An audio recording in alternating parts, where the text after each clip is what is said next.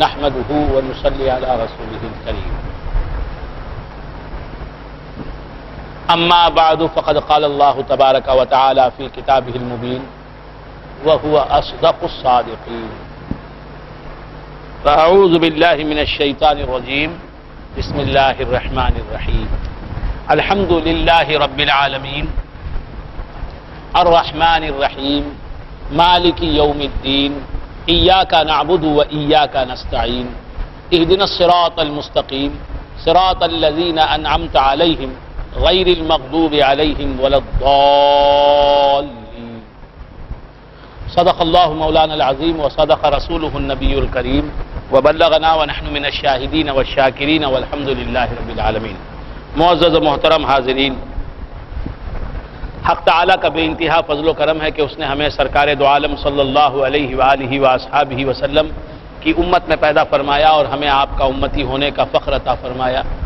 اور اللہ تعالیٰ کا بے انتہا فضل و کرم یہ بھی ہے کہ اس نے ہمیں ماہ مقدس رمضان مبارک عطا فرمایا تاکہ ہم اس مہینے میں قرآن مجید کو سنیں، اسے اچھی طرح سمجھیں اور اس پر عمل پیرا ہونے کا آغاز کر دیں. قرآن مجید کو سننے، سمجھنے اور اس پر عمل کرنے کو اللہ تعالیٰ نے اس ماہ مقدس یعنی ماہ رمضان میں بہت آسان کر دیا ہے. رمضان مبارک کا فلسفہ ہی یہی ہے، رمضان مبارک کا سگنیفیکنس ہی یہ ہے کہ ہم میں تقوی شعاری کا جذبہ پیدا ہو جائے، ہم میں اتقاء، تورع اور خدا پرستی اور خدا ترسی کا ملکہ پیدا ہو جائے، اللہ تعالیٰ سے ڈرنے اور اللہ تبارک و تعالیٰ کے احکام پر عمل پیرا ہونے کا جذبہ ہم میں پیدا ہو جائے. حق تعالیٰ ارشاد فرماتا ہے شہر رمضان الذی انزل فیہ القرآن ہدی للناس وبینات من الہدی والفرقان. ماہ مقدس، ماہ رمضان وہ ماہ ہے، وہ مہینہ ہے، وہ منتھ ہے. انزل فیہ القرآن جس میں قرآن اترا، تو ماہ مقدس ماہ رمضان میں قرآن نازل کیا گیا اور قرآن کے احکام کو سمجھنے اور اس پر عمل کرنے کا موقع بھی رمضان مبارک میں ہاتھ آتا ہے. اور جس طرح رمضان مبارک میں قرآن پر عمل کرنا آسان ہو جاتا ہے، اس طرح دیگر مہینوں میں قرآن پر عمل کرنا آسان نہیں ہوتا.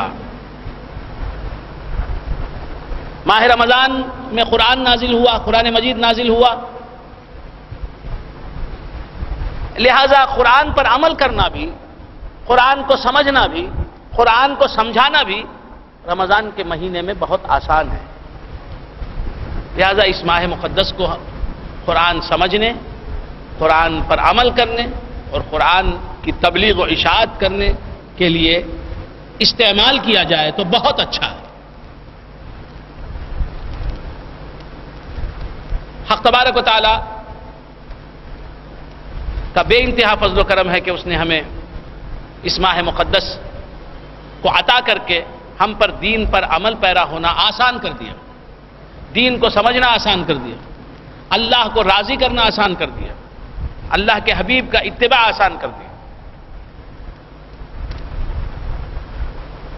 قرآن مجید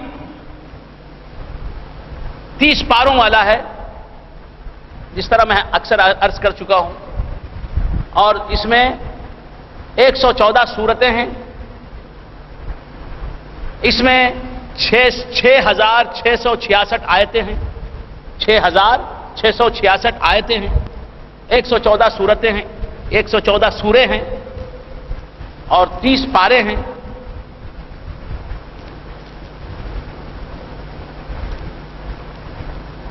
قرآن مجید میں سب سے اول جو سورہ ہے کتابت کے اعتبار سے، جو قرآن مجید میں سب سے پہلے لکھا ہوا سورہ آپ کو ملے گا وہ ہے سورہ فاتحہ۔ پورا قرآن ایک طرف ہے، سورہ فاتحہ کے بعد سورہ بقرہ ہے، سورہ بقرہ سے سورہ والناس تک، سورہ بقرہ سے سورۃ الناس تک جتنے بھی سورے ہیں، یعنی 113 سورتیں ایک طرف ہیں، اور صرف ایک سورہ جسے سورۃ الفاتحہ کہتے ہیں، فاتحہ کا سورہ کہتے ہیں، وہ ایک طرف۔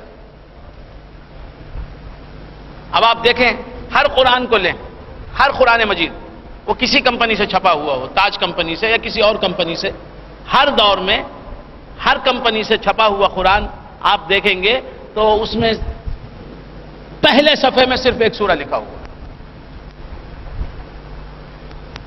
کھولتے ہی قرآن مجید ایک سورہ ملے گا، اور ایک صفحے میں پورا ایک سورہ، اس کے ساتھ دوسرا سورہ نہیں ہے کہ ایک سورہ ختم ہو گیا پھر دوسرے سورے کی کچھ آیتیں لکھ دی گئی ہیں نیچے، نہیں، پہلے صفحے پر، پہلے پیج پر صرف ایک سورہ، پہلا سورہ سورۃ الفاتحہ لکھا ہوا ملے گا۔ اس کے بعد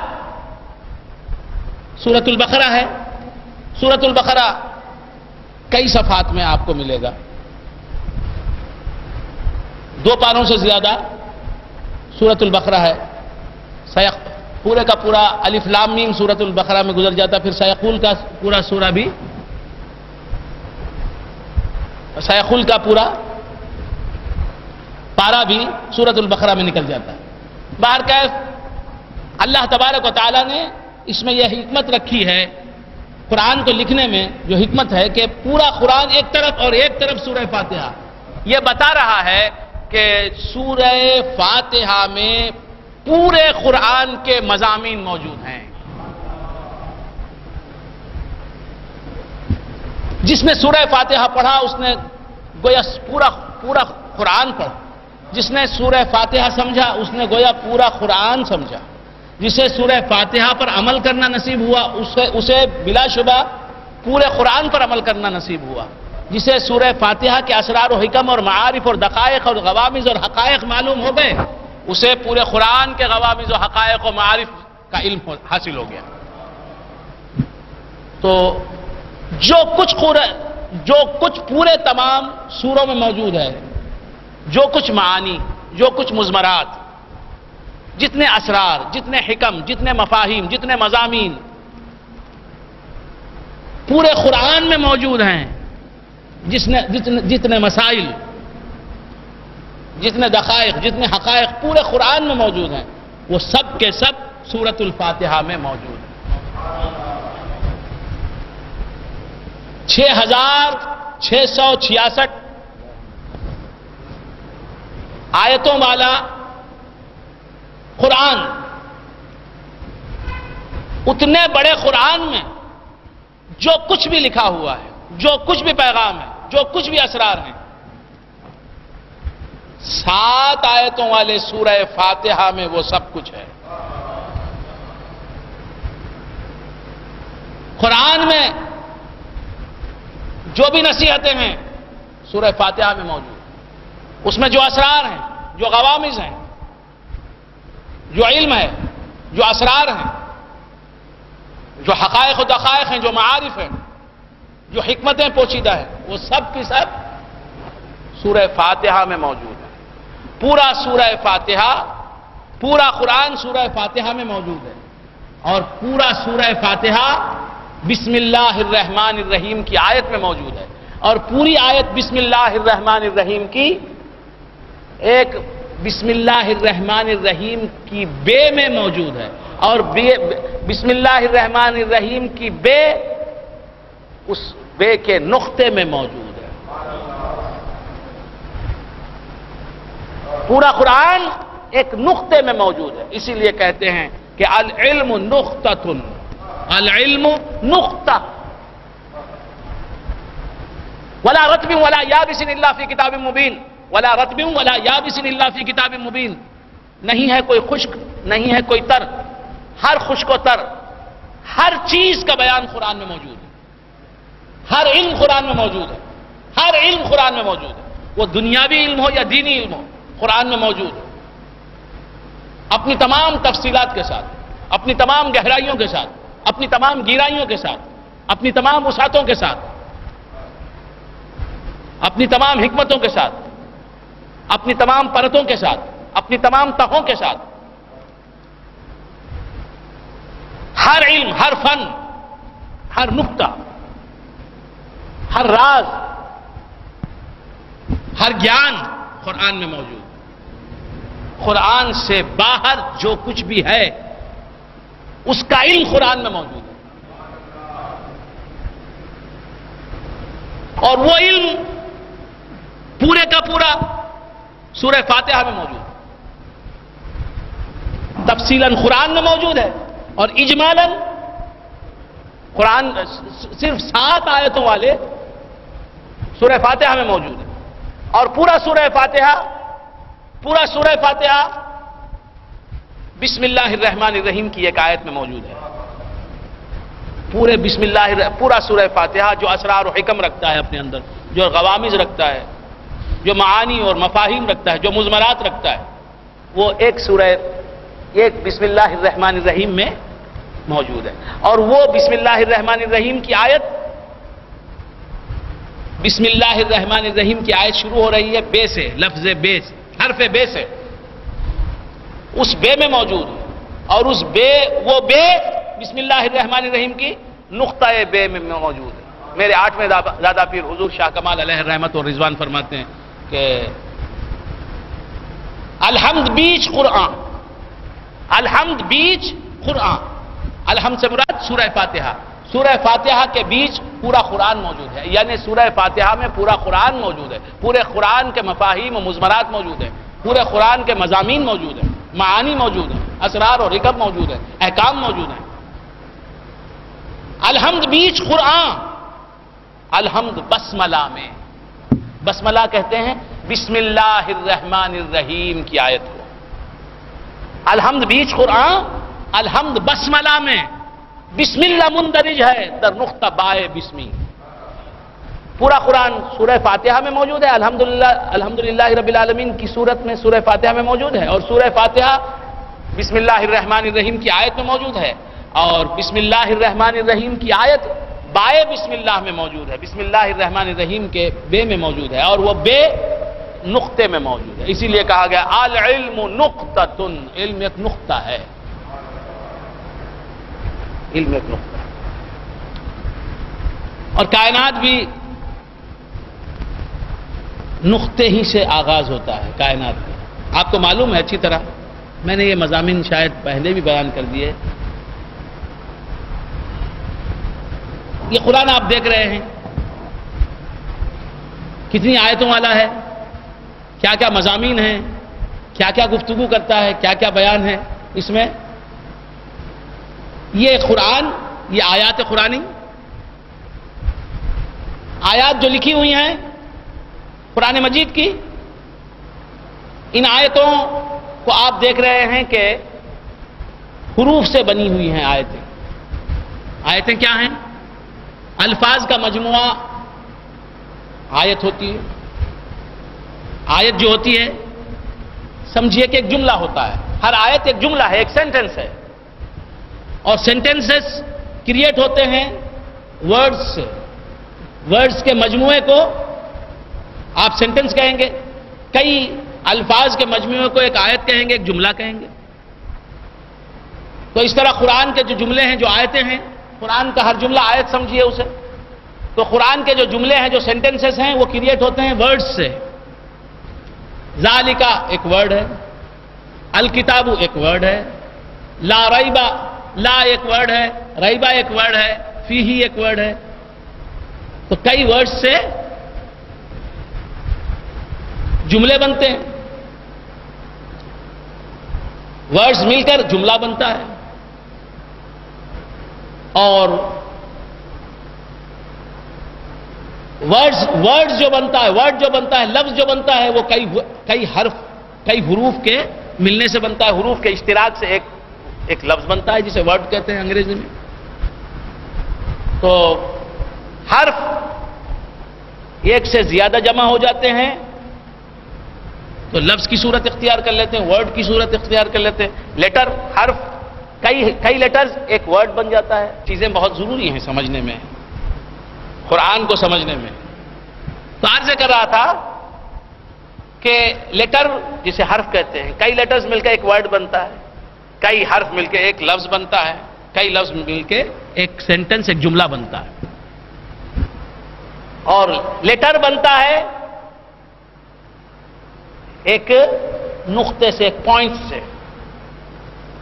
کئی پوائنٹ، کئی نقطے، کئی ڈاٹ سے ایک لیٹر بنتا ہے۔ کئی لیٹرز ملتے ہیں تو ایک ورڈ بنتا ہے، کئی ورڈز ملتے ہیں تو ایک سینٹنس کریٹ ہوتا ہے، کئی سینٹنسز جمع ہوتے ہیں تو ایک پیسیج بنتا ہے، ایک ایسے بنتا ہے، ایک مضمون۔ کئی مضامین جمع ہو جاتے ہیں، کئی چیپٹرز جمع ہو جاتے ہیں، کئی عناوین جمع ہو جاتے ہیں تو ایک کتاب بن جاتی ہے۔ تو عرض کر رہا تھا نقطہ ہی آغاز ہے، نقطے سے آغاز ہوتا ہے، کتاب پر انجام ہوتا ہے۔ تو پورے قرآن میں ہے کیا؟ نقطے ہی نقطے ہیں۔ پورے قرآن میں کیا ہے؟ نقطے ہی نقطے ہیں، اور سب نقطے ہیں۔ تو پھر پورے قرآن میں کیا ہے کہیے گا؟ ایک نقطہ ہے۔ اب الف ہے، ایک لیٹر ہے، عربک لیٹر، الفابیٹ۔ اب یہ عربی کا لیٹر ہے، حرف ہے، جیسے انگریزی میں اے ہے، عربی میں الف ہے۔ الف یہ کیا ہے؟ ایک لیٹر ہے، لیکن ہے کیا حقیقت میں؟ ایک نقطہ ہے، ایک نقطہ، اسے نقطہ کہیں گے، ڈاٹ کہیں گے۔ وہ نقطے سے ایک نقطہ جوڑ دیا گیا، نقطے سے نقطے کو جوڑوں بنتی جائے یہ ایک لکیر، آنکھوں دیکھ رہا ہوں اپنے خوابوں کی تعبیر، نقطے سے نقطے کو جوڑوں بنتی جائے یہ ایک لکیر۔ تو نقطے سے نقطے کو جوڑ دیا۔ الف ایک نقطہ تھا، ڈاٹ تھا، اس کا نام پوائنٹ تھا۔ اب اس نقطے سے ایک نقطے کو اور جوڑ دیا گیا، اس نقطے پر ایک نقطہ اور جمع کر دیا گیا، تو اب بن گیا وہ لکیر۔ وہی لکیر ہے الف۔ دو نقطے مل گئے، ایک نقطہ تھا، اس نقطے کے جیسا ایک نقطہ آ گیا، اب بن گیا الف۔ کچھ سمجھ میں آ رہی ہے بات؟ الف بن گیا۔ اب اس الف ہی کی کاریگری، اس الف ہی کی جلوہ گری ہے تمام لیٹرز میں، عربک لیٹرز میں۔ دو نقطے جمع کر دیے گئے، اب کیا بن گیا؟ الف بن گیا، لمبائی آ گئی، الف کی حقیقت لمبائی، یہ الف بن گیا۔ اب الف کو لٹا دیا گیا، کھڑا کر دیا گیا، الف ہے، لٹا دیا گیا، ابھی بے نہیں، لٹا دیا گیا، پھر وہی نقطہ لایا گیا، نیچے رکھ دیا گیا، بے بن گیا۔ پھر الف کو لٹایا گیا، کھڑا کر دیا گیا تو الف، ذرا شکل بدل گئی تو دوسرا لیٹر بن جاتا ہے، حرف بن جاتا ہے۔ لٹا دیا گیا، پھر دو الف کو جوڑ الگ الگ کر دیا گیا، کیا بن گیا؟ اوپر دو نقطے رکھ دیے گئے، نیچے الف کو لٹا دیا گیا، اوپر دو نقطے رکھ دیے گئے، تے بن گیا۔ پھر الف کو لٹا دیا گیا، پھر اس کے بعد تین نقطے الگ الگ رکھ دیے گئے، اوپر تے بن گیا۔ تو اب الف میں کیا ہے؟ نقطوں کا اجتماع۔ ایک سے زیادہ نقطے لیٹرز ہیں، لیٹر کہلاتے ہیں۔ ایک رہا نقطہ، اب ایک سے ایک جڑ گیا الف۔ اب صرف نقطہ کوئی لیٹر نہیں بنتا، صرف نقطہ کوئی لیٹر نہیں بنتا۔ ایک نقطہ ایک رہتا ہے تو لیٹر نہیں بنتا، بس نقطہ ہی رہتا ہے۔ اب اس کے ساتھ اور ایک نقطہ آ جاتا ہے تو الف بن جاتے ہیں، یہ دونوں مل کے الف بن جاتے ہیں۔ پھر اس کے بعد اب الف اور نقطے، بات سمجھ میں آ رہی ہے؟ اب انہی کی گرم بازاری ہے۔ نقطہ ہی بے کی شکل اختیار کرتا ہے. بے میں بھی کیا ہے؟ یا الف ہے یا نقطہ ہے.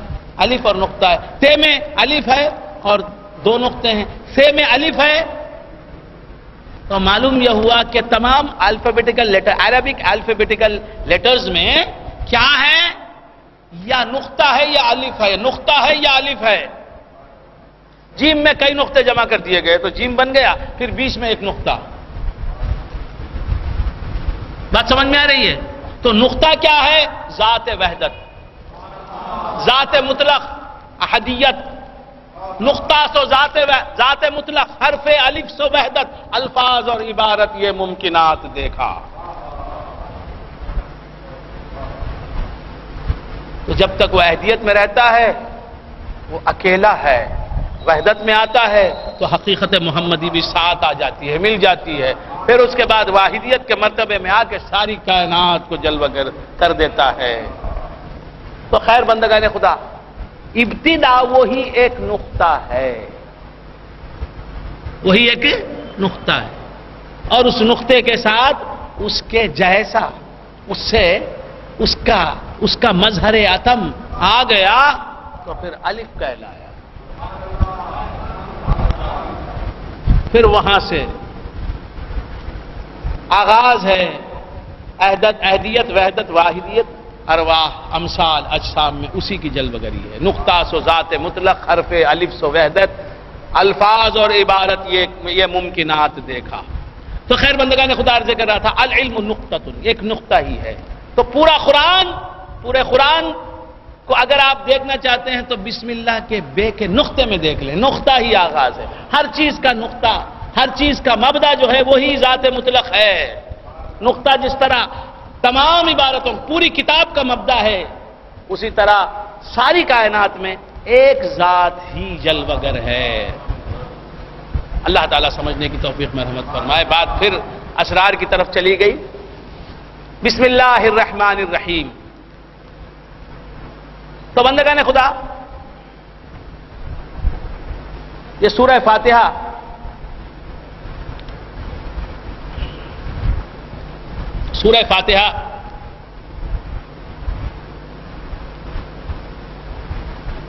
بسم اللہ الرحمن الرحیم سے اس کا آغاز ہوتا ہے.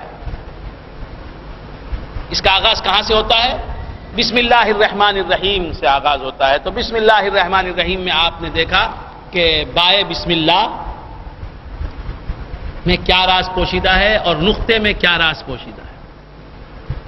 تو اتنا مضمون ہے، اتنی عبارتیں ہیں، سب نقطے سے ہیں. اسی طرح مختلف شکلیں ہیں، مختلف تعینات ہیں، مختلف رنگینیاں ہیں، مختلف باغ و بہار ہے، لیکن سب بہار ایک نقطے سے ہے. بسم اللہ الرحمن الرحیم. تو بسم اللہ کے نقطے کا راز تو آپ نے سمجھ لیا. بسم اللہ، اللہ تبارک و تعالیٰ نے کہا بسم اللہ، اللہ کے نام سے، اللہ کے نام سے. بندگان خدا، اسم اللہ، اسم اللہ یہ عربی ترکیب ہے. اسے کہتے ہیں ترکیب اضافی. اسم اللہ، اسم مضاف ہے، اللہ مضاف الیہ ہے. اسم اللہ مضاف الیہ مل کر ترکیب اضافی، مرکب اضافی ہوا. نحو کا قاعدہ ہے کہ مضاف اور مضاف الیہ میں مغایرت ہوتی ہے، غیریت ہوتی ہے. اسم اللہ، اللہ کا اسم، اسم کہتے ہیں نام کو. اللہ کا نام یہ مضاف الیہ ہے. اسم مضاف ہے، مضاف الیہ ہے اللہ. تو مضاف اور مضاف الیہ میں غیریت ہونی چاہیے، دوئی ہونی چاہیے، عینیت نہیں ہونی چاہیے، مغایرت ہونی چاہیے. تو اسم اللہ، اللہ کا نام. جس طرح زید کا پین، زید پین میں نے کہا تو زید الگ ہے، پین الگ ہے. زید پین نہیں، پین زید نہیں. زید کا پین زید نہیں اور زید کا پین نہیں. میری ٹوپی کہا میں نے تو میں میری ٹوپی نہیں، میری ٹوپی میں نہیں. جبار بھائی کا بیٹا میں نے کہا تو جبار بھائی ان کا بیٹا نہیں، ان کا بیٹا جبار بھائی نہیں. اسی طرح بندگان خدا، اللہ کا نام جب میں نے کہا تو اللہ کا نام نہیں، اللہ کی ذات جو اللہ ہے وہ اللہ کا نام نہیں، اور اللہ کا نام اللہ کی ذات نہیں۔ اللہ کی ذات اللہ کا نام نہیں، اللہ کا نام اللہ کی ذات نہیں۔ سمجھ آ گئی؟ مظہر حسین یہ نام ہے مظہر حسین کی ذات کا، تو مظہر حسین کی ذات، ان کی شخصیت، ان کا نام نہیں، مظہر حسین نہیں، اور مظہر حسین کا نام مظہر حسین کی شخصیت نہیں۔ مظہر حسین نام ہے مظہر حسین کی ذات کا، تو اللہ کا نام ہے اللہ، الف لام لام الف ہے، اللہ، اللہ کا نام ہے۔ نام تو آپ کو معلوم ہے، نام والا کیا ہے، کون ہے، کیسا ہے؟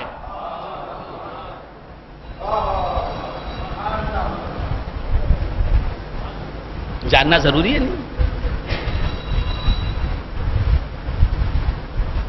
نام تو جانتے ہیں اللہ، اسم سے تو واقف ہیں، اور 20 سال سے 25 سال سے 30 سال سے 40 سال سے 50 سال سے 60 سال سے 65 سال سے 70 سال سے 75 سال سے اسم سے تو واقف ہیں، اسم کی رٹ لگائے ہوئے ہیں، اسم کو بار بار جپ رہے ہیں، اسم کی مالا جپ رہے ہیں، اسم کو رٹ رہے ہیں، اسم کا ذکر کر رہے ہیں، اللہ کا نام اللہ اللہ اللہ لے رہے ہیں، اللہ کا ذکر کر رہے ہیں، نام تو لے رہے ہیں۔ نام والے سے ملے بھی ہیں، نام والے کو دیکھا بھی ہے، نام والے کا عرفان بھی حاصل ہے، نام والے کی تعریف بھی جانتے ہیں، نام والے کا تعارف بھی ہے، انٹروڈکشن بھی ہے۔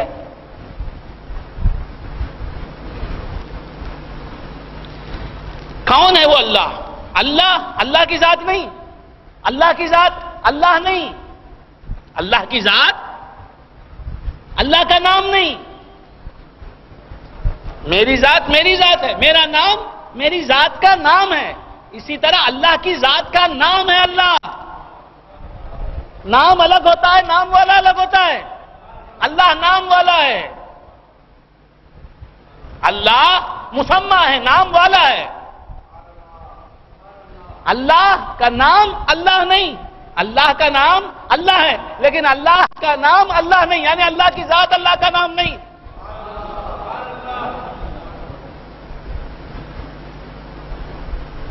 جس طرح میرا نام کوئی لے تو وہ میرا نام لے رہا ہے، اسے میرا نام مل گیا، اس کی زبان سے میرا نام نکل رہا ہے، لیکن میں اسے کہاں ملا؟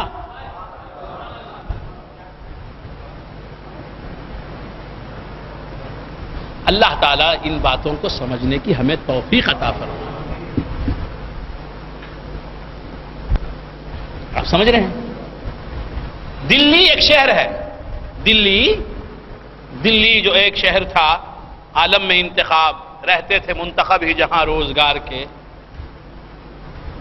جس کو فلک نے لوٹ کے برباد کر دیا، ہم رہنے والے ہیں اسی اجڑے دیار کے۔ دلی مشہور شہر ہے، ہندوستان کی راجدھانی ہے، کیپٹل ہے، دارالحکومت ہے، دارالخلافت ہے نا۔ دہلی 7 بار اجڑی، 7 بار بسی دلی کو کون نہیں جانتا؟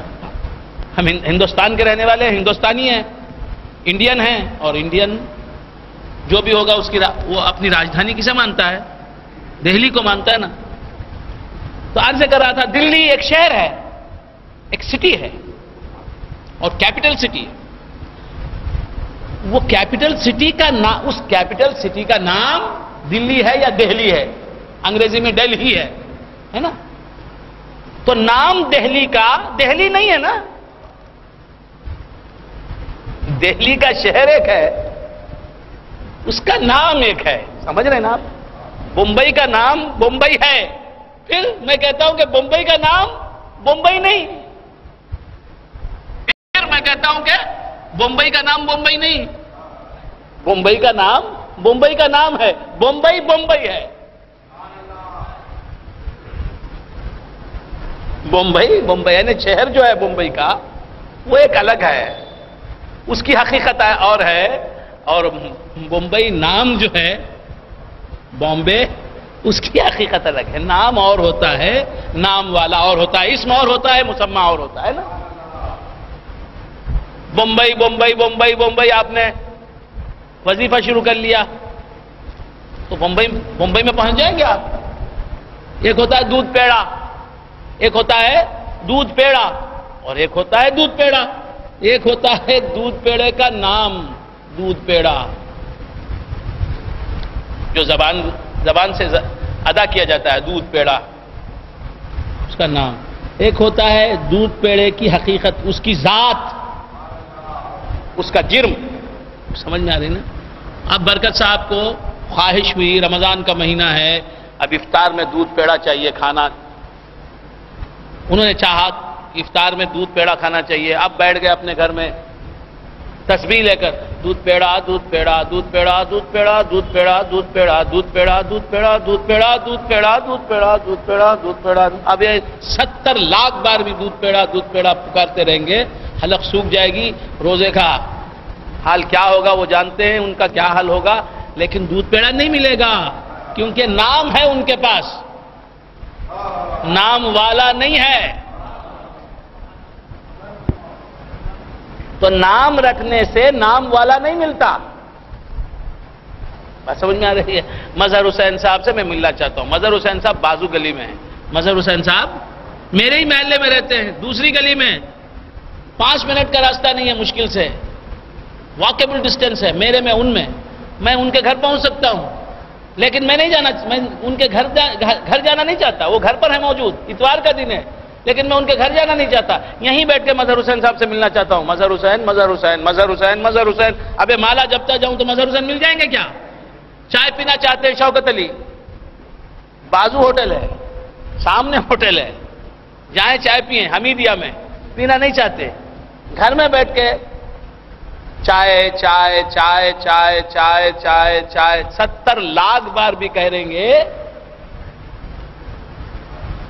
تو کیونکہ چائے کا نام اور ہے، چائے کی ذات اور ہے. اسی طرح اللہ کو حاصل کرنا چاہتے ہیں، اللہ اللہ اللہ اللہ اللہ اللہ اللہ اللہ راضی تو ہو جائے گا.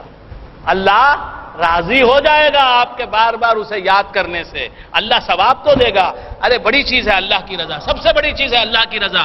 ثواب دے گا اللہ تبارک و تعالیٰ، بہت بڑی نعمت ہے.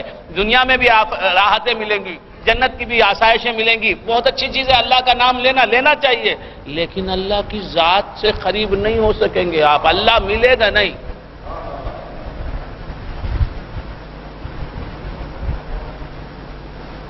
کیونکہ اللہ سے ملنے کا چینل اس نے کچھ اور رکھا ہے. پراپر چینل جو ہے اللہ سے ملنے کا، نام رٹنے سے خدا کی ذات نہیں ملتی، خدا کی رضا مل جائے گی، خدا کی خوشنودی مل جائے گی. بہت بڑی چیز ہے یہ، بہت بڑی چیز ہے یہ. اس لیے ضرور رٹیے اس کا نام. فاذکرونی اذکرکم، تم مجھے یاد کرو میں تمہیں یاد کروں گا. فاذکرونی اذکرکم، تم مجھے یاد کرو میں تمہیں یاد کروں گا. یاد کا بدلہ یاد، یافت کا بدلہ یافت. تم مجھے یاد کرو میں تمہیں یاد کروں گا. تم تمہاری جگہ میں میری جگہ. اب مجھے پانا ہے تو کچھ کرنا پڑے گا.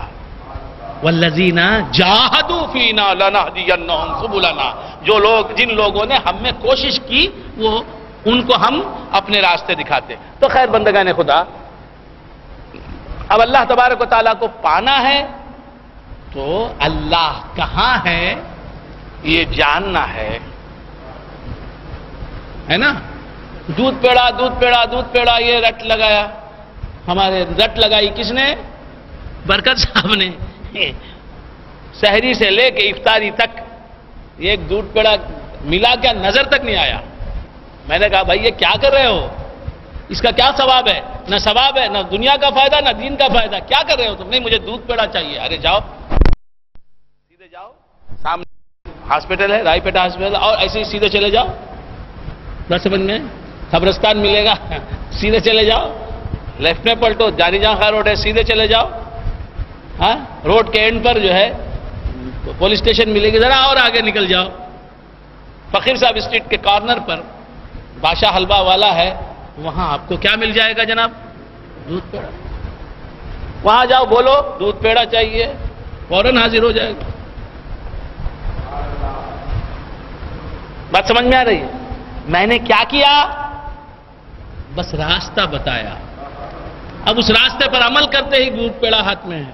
میں نے نہیں کہا کہ اور مزید پڑھو دودھ پیڑا اور 2 لاکھ بار پڑھو. میں نے کہا کہ نہیں، پڑھنے پڑھانے سے یہ حاصل ہوتا نہیں، یہ سلوک سے حاصل ہوتا ہے، چلنا پڑتا ہے۔ ذرا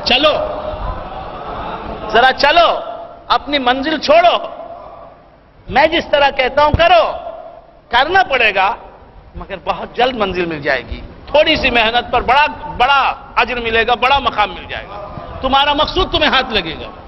خیر بندگان خدا عرض کر رہا تھا، بسم اللہ، اللہ کے نام سے شروع میں اللہ کا نام چاہیے، شروع تو اللہ کے نام ہی سے کرنا چاہیے۔ نام کے بعد آتا ہے مقام فعل کا، فعل کے بعد آتا ہے مقام صفت کا، صفت کے بعد آتا ہے مقام ذات کا۔ ابتدا اسم سے ہوتی ہے، انتہا ذات پر ہوتی ہے۔ پہلے نام سنتے ہیں، ایک لڑکا ہے جس کا نام ہے خنبر۔ ہاں، اس سے رشتہ کرنا چاہیے میری کھلا بیٹی کا۔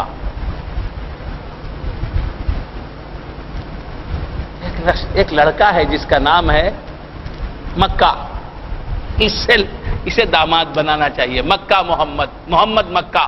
میں نے ایسا نام چنا ہے، آپ کو محمد مکہ نام کا تو کوئی آدمی نہیں ہوگا۔ اب پہلے نام آیا سامنے، محمد مکہ جو آدمی ہے اس سے اپنی بیٹی کا نکاح کرنا چاہیے، نام پہلے آیا۔ اس کے بعد کام کیا کرتا ہے محمد مکہ، نام سنتا ہوں، ارے وہ بہت بڑا آدمی ہے، فلاں ہے، وہ آفیسر ہے، یہ ہے، فلاں رینج کا آدمی ہے، فلاں پوزیشن کا آدمی۔ نام کے بعد کام کے بعد اس کے اوصاف کیا ہیں، کیا ایکٹیویٹیز ہیں، کیسا ہے، کردار کیسا ہے، کیریکٹر کیسا ہے، اچھا آدمی ہے یا برا آدمی ہے، لوگوں کو تنگ کرتا ہے کیا، مارتا دھاڑتا ہے کیا، بار بار بھائی دوڑتے ہیں بچانے کے لیے، اسے مار دیا، آج باپ کو مار دیا، کل ماں کو مار دیا، یہ قصہ ہے کیا، نہیں ہے۔ کردار اچھا ہے، کیریکٹر اچھا ہے، اخلاق اچھے ہیں، صفات اچھے ہیں۔ اسم فعل صفت، پہلے نام بعد کام بعد صفات، اس کے بعد ذات کہاں ملتی ہے، کہاں رہتا ہے، اور نیلی کپم کے گھر کے سامنے رہتا ہے۔ پڑھنے کے بعد وہ خود آ گیا سامنے، ملاقات ہو گئی، بات سمجھ میں؟ اب تک دوسروں سے اس کا نام سنتے رہے، دوسروں سے اس کے کام سنتے رہے، دوسروں سے اس کے صفات کے بارے میں جانتے رہے، اب وہ خود مل گیا۔ آپ کا نام، میرا نام محمد مکہ۔ آپ کیا ہیں؟ آپ، میں سید زادہ ہوں۔ اور کیا ہیں؟ میں فلاں خاندان سے تعلق رکھتا ہوں۔ اور کیا ہیں؟ میرا یہ کام ہے۔ اچھا، کیا آپ کو یہ کام ہے؟ لا حول ولا قوت، مجھے یہ برائی پسند نہیں ہے۔ اخلاق بھی معلوم ہو گئے، رہنے سے سہنے سے اس کا اعتبار معلوم ہو گیا۔ پھر اس کے بعد آپ کیا کرتے ہیں؟ میں فلاں جگہ ملازمت کرتا ہوں یا فلاں تجارت کرتا ہوں، میرا یہ کام ہے، سوشل ورکر ہوں، فلاں کام کر رہا ہوں، سماجی خدمت کر رہا ہوں، یہ معلوم ہو گیا۔ تو پہلے تو دوسروں سے اس کے بارے میں سنتے تھے، اب وہ خود بتا رہا ہے۔ پھر اس کے بعد پوچھا آپ کے گھر کب آپ ملیں گے؟ نہیں، فلاں وقت پر آئیں گے تو ضرور ملیں گے۔ والذین جاہدوا فینا لنہدینہم سبلنا، جو ہم تک پہنچنے کی تھوڑی کوشش کریں گے نا، ہم خود بتائیں گے ہمارے راستے کیسے ان کو ہم تک پہنچنا ہے۔ جناب میں بار بار آپ تک نہیں آ سکتا، میرے پاس کار موجود ہے، آپ کا ایڈریس کیا ہے بتائیے، میں آ جاتا ہوں آپ کے پاس۔ تو پہل تھوڑی تکلیف کرنی پڑتی ہے، اس کے بعد منزل آسان ہو جاتی ہے۔ خیر بندگان خدا عرض کر رہا تھا، اسم ابتدا ہے، مسمى انتہا ہے۔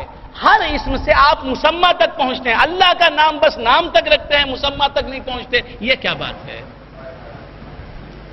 پانی کا نام سنا، پانی کو حاصل کیا، کھانے کا نام پہلے سنا، کھانے کو حاصل کیا، کتنے بار حاصل کیا یاد نہیں، کھانے کو کتنے بار اچیو کیا، اویل کیا، یاد نہیں ہے۔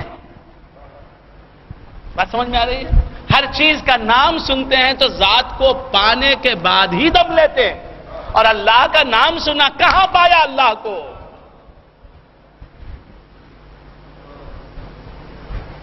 اللہ ایسے پانے کی چیز نہیں ہے، بے شک ایسے پانے کی چیز نہیں ہے، پھر بھی اس کا ایک پانا ہے۔ بات سمجھ میں آئی؟ تو بندگان خدا عرض کر رہا تھا، کس طرح پانا ہے اسے کس طرح کس طرح ملنا ہے، اسے کس طرح دیکھنا ہے، جس نے دیکھا ہے وہ بتائے گا، جس نے پایا ہے وہ بتائے گا، جو پایا نہیں وہ کیا بتائے گا؟ تو بندگان خدا عرض کر رہا تھا بسم اللہ الرحمن الرحیم، بسم اللہ الرحمن الرحیم، شروع نام اللہ سے، اللہ کے نام سے شروع۔ ہر کام جو شروع ہوتا ہے حقیقت میں اللہ کے نام ہی سے شروع ہوتا ہے، ہر کام اللہ کے نام ہی سے شروع ہوتا ہے۔ بسم اللہ الرحمن الرحیم، اللہ کے نام سے جو الرحمن ہے اور الرحیم ہے، جو بڑا مہربان ہے اور نہایت رحم فرمانے والا ہے۔ الرحمن الرحیم دونوں مبالغے کے صیغے ہیں، فعلان اور فعیل کے وزن پر، دونوں مبالغے کے صیغے ہیں۔ رحمان بھی مبالغے کا صیغہ، رحیم بھی مبالغے کا صیغہ۔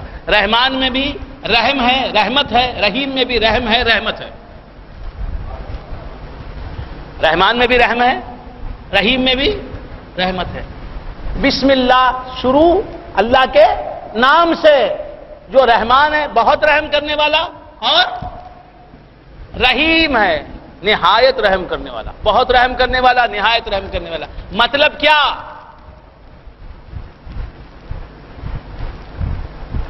اللہ تبارک و تعالیٰ کی بے شمار صفات ہیں، ان گنت صفات ہیں، انکاؤنٹیبل صفات ہیں، لا تعداد صفات ہیں، بے شمار صفات ہیں۔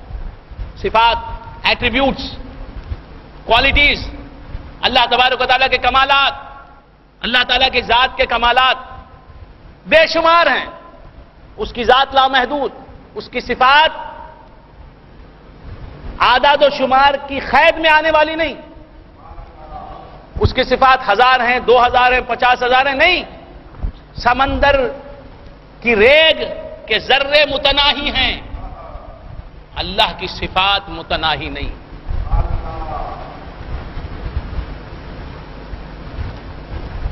وہ تمام صفات، اللہ تبارک و تعالیٰ کے تمام صفات ظاہر ہوتے ہیں اللہ تبارک و تعالیٰ،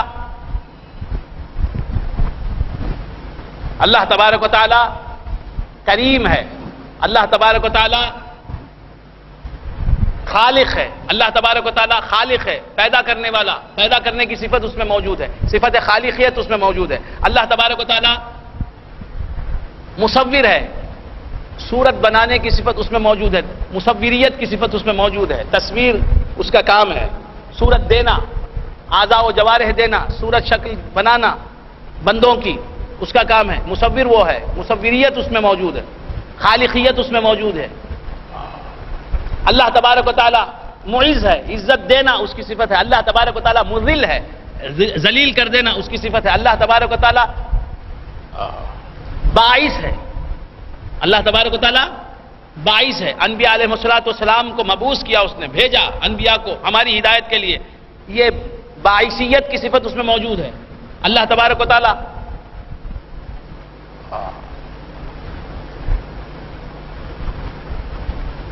صبور ہے، بردبار ہے، یہ صفت اس میں موجود ہے۔ اللہ تبارک و تعالیٰ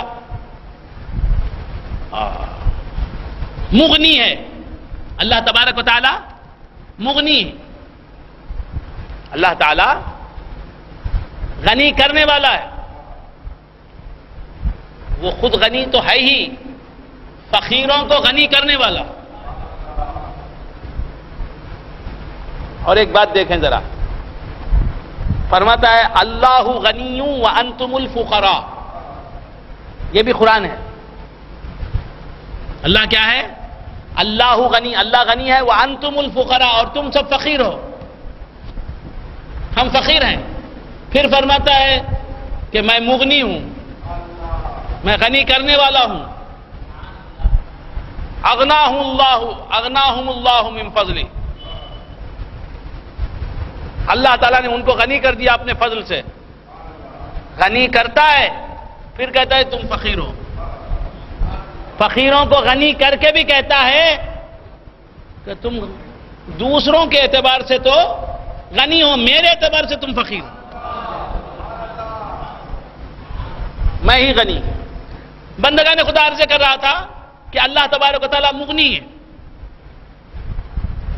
اور اللہ تبارک و تعالیٰ منتقم ہے، انتقام لینے والا، عذاب دینے والا، گناہوں پر مواخذہ فرمانے والا. یہ سب صفات اللہ تعالی کے ظاہر ہوتے ہیں ایک صفت سے. اللہ منتقم ہے، انتقام لینے والا، سزا دینے والا. اللہ تبارک و تعالی ممیت ہے. ممیت کے معنی؟ ممیت کے معنی مارنے والا. مارنے والے کا مطلب، مارنے والے کا مطلب کیا؟ لکڑی سے مارنے والا. ہاں،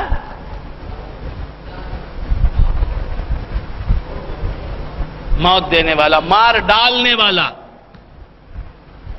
ٹو کل اماتت کے معنی مار دینے والا، ممیت. اللہ تبارک و تعالیٰ ممیت ہے، اللہ تبارک و تعالیٰ منتقم ہے، اللہ تبارک و تعالیٰ رزاق ہے، رزق دینے والا. اللہ تبارک و تعالیٰ فتاح ہے، اللہ تبارک و تعالیٰ مذل ہے، اللہ تبارک و تعالیٰ معز ہے. معز کے معنی عزت دینے والا. اللہ تبارک و تعالیٰ مذل ہے، ذلیل کرنے والا. اللہ تبارک و تعالیٰ ہادی ہے، ہدایت دینے والا. اللہ تبارک و تعالیٰ مضل ہے، گمراہ کرنے والا. تو متضاد صفات اس کے اندر جمع ہے. ہادی کا ضد ہے مضل. ہادی کہتے ہیں ہدایت دینے والے کو، اور مضل کہتے ہیں گمراہ کرنے والے کو. یہ دونوں صفات آپس میں ایک دوسرے کی ضد ہے نا. اللہ تبارک و تعالیٰ محی ہے، زندہ کرنے والا ہے، اور وہ صرف محی ہی نہیں، زندگی دینے والا ہی نہیں، زندگی چھیننے والا بھی ہے، مار ڈالنے والا بھی ہے، موت دینے والا بھی ہے، موت طاری کرنے والا بھی ہے. وہ ممیت بھی ہے. ممیت کہتے ہیں مار ڈالنے والے کو. سمجھ رہے ہیں آپ؟ تو محی اور ممیت ایک دوسرے کی ضد ہیں، ضد صفتیں ہیں. احیاء کہتے ہیں زندہ کر دینا، اماتت کے معنی ہے مار ڈالنا. اماتت اور احیاء یہ دونوں صفات ضد ایک دیگر ہیں. بات سمجھ میں؟ تو جس میں کچھ دینا ہے، جس میں عطا ہے، دینا ہے، کرم ہے، وہ صفت کہلاتی ہے جمالی.